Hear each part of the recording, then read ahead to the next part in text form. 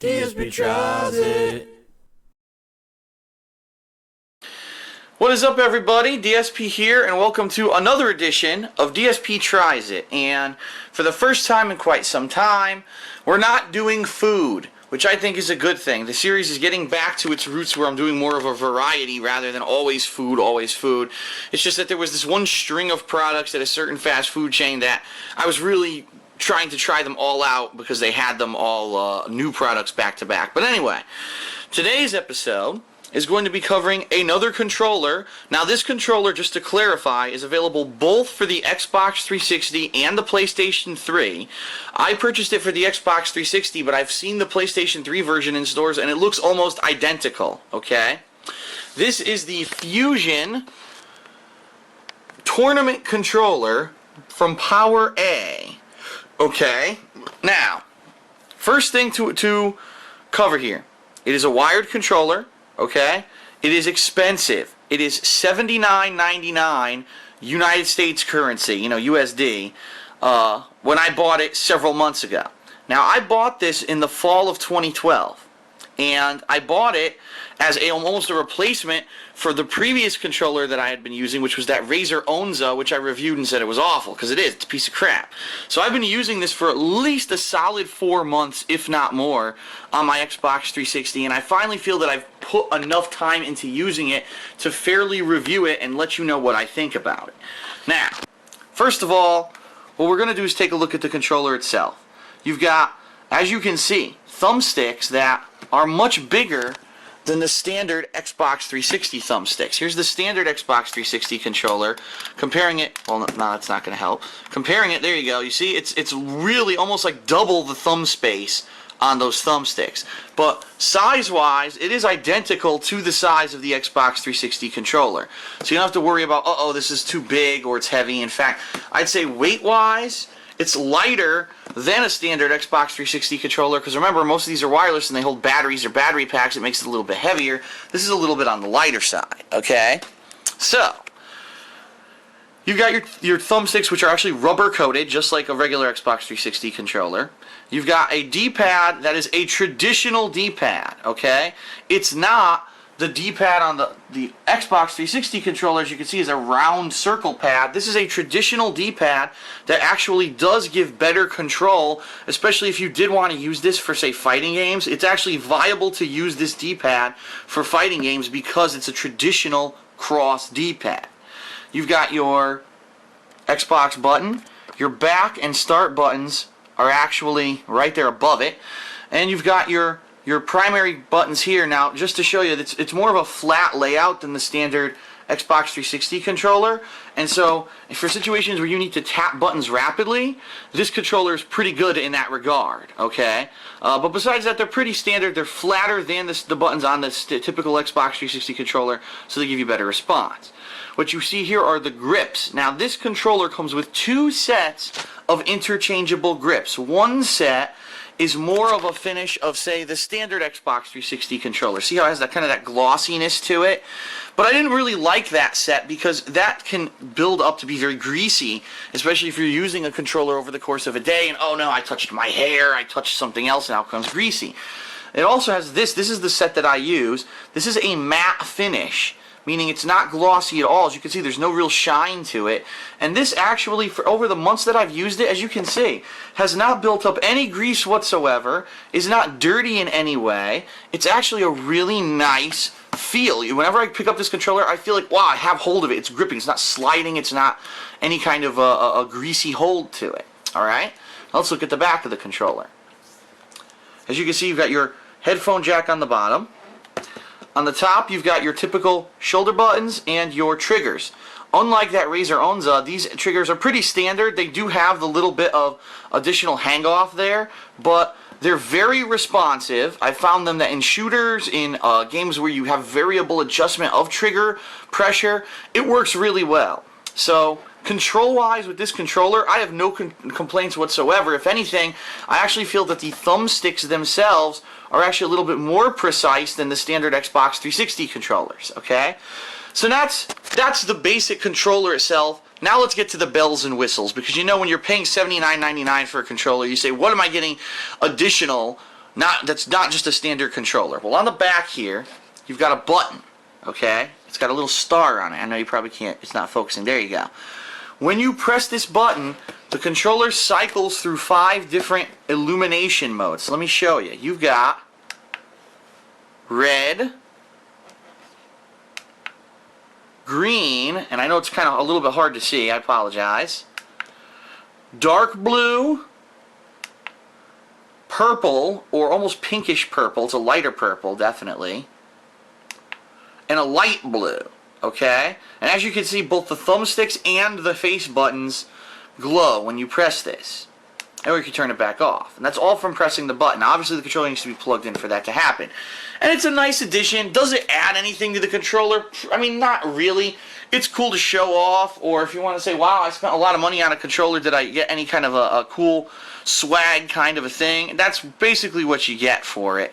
And I like it. I like the fact that you get something really cool. What I was doing was, when I did my very first retro replay of Dead Space, I turned it on to light blue because the suit itself has parts that glow light blue. When I was playing a different game, I would do red. When I was playing Grand Theft Auto, I would do the green. So I did different colors, just messing around with different games.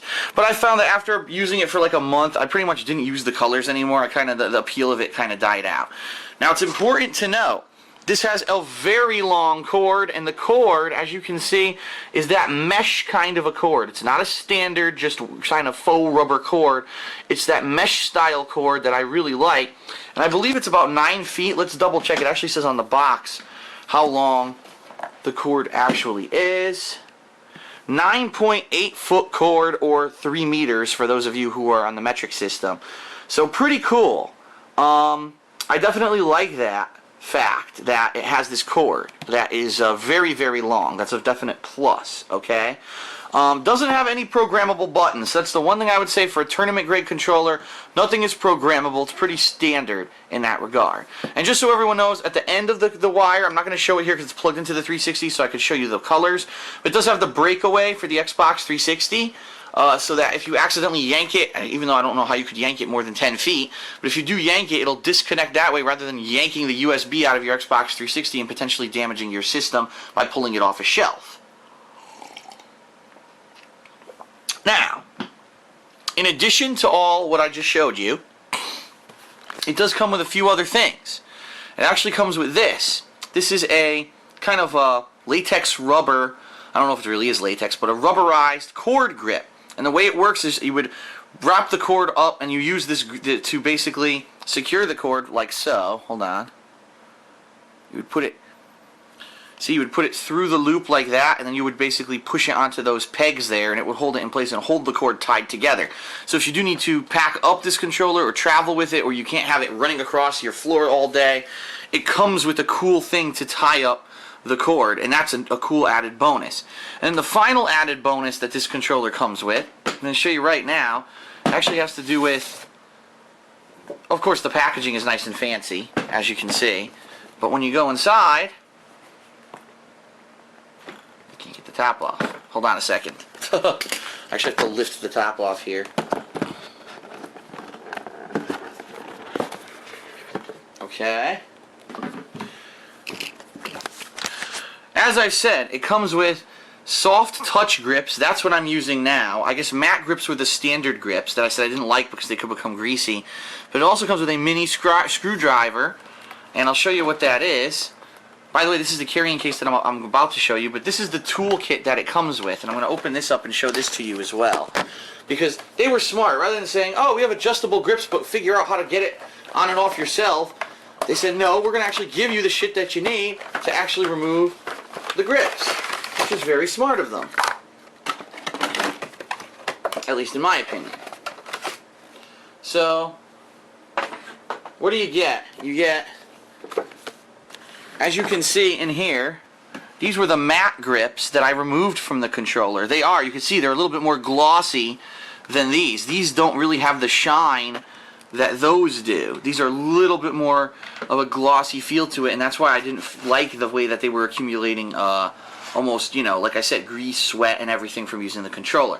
But it also has this little mini screwdriver. So all you need to do to remove these controller things is there's 3 little screws. See that? You can see one right there, 3 holes, and right here 3 holes. Undo them, and these things come right off. They just pop right off, and you put them back on, you screw them back together, and you're done. So pretty easy to remove and interchange the grips if you want to. Comes with a quick start guide, explains plug it in.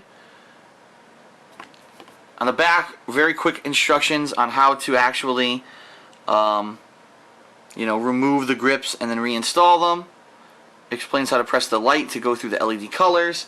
And then last but not least, but it's definitely a very nice added touch, they give you a carrying case. So again, if you need to store this, you don't want to keep this giant box around, you can have the carrying case. And here it is. It is a rubberized kind of rubberized, I almost want to say plastic or latex. And as you can see, a nice, it's actually padded area to put the controller in, as well as a long storage area for the cord there, because you do have a 10-foot cord. You want to make sure you have enough storage space. So the controller is expensive, don't get me wrong. The controller is expensive. $79.99 is quite the investment for a controller. But if you're looking for something for extended gaming hours like me, I mean, how many people, let's be honest, how many people are gaming anywhere from 5 to 8 hours a day? Not many. So the standard Xbox 360 controller, you may find yourself lacking when it comes to precision control, when it comes to the fact that, like I said, it does get a little bit sweaty or greasy over time, and you may be looking for something better. So if you're going to spend $79.99 on a controller, you obviously want to get all the bells and whistles. In my honest opinion, using this controller for the past several months, I'm sorry that all you're staring at is the box right now because I had to repackage that, but using this for the past several months, I have to say, excuse me, that for modern consoles, okay? So I'm talking the modern generation. Xbox 360, PlayStation 3, Wii U, and I know pretty soon those are all going to be outdated, but this is the best controller I have used. I have had very, very few control issues when it comes to games since I started using this controller.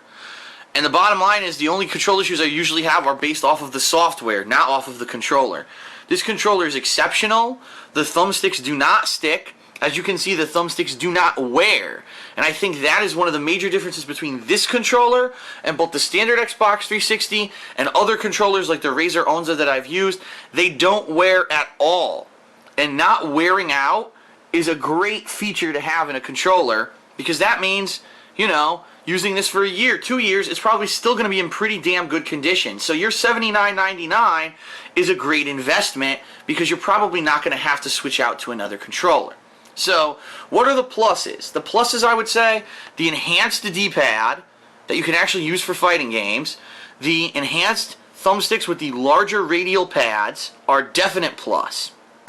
And also, the customizable grip. The fact that you can put on a grip here that doesn't really accumulate sweat or grease or anything like that, and basically you can play for hours on end and your hand's never going to feel sticky or nasty because you're holding onto your Xbox 360 controller.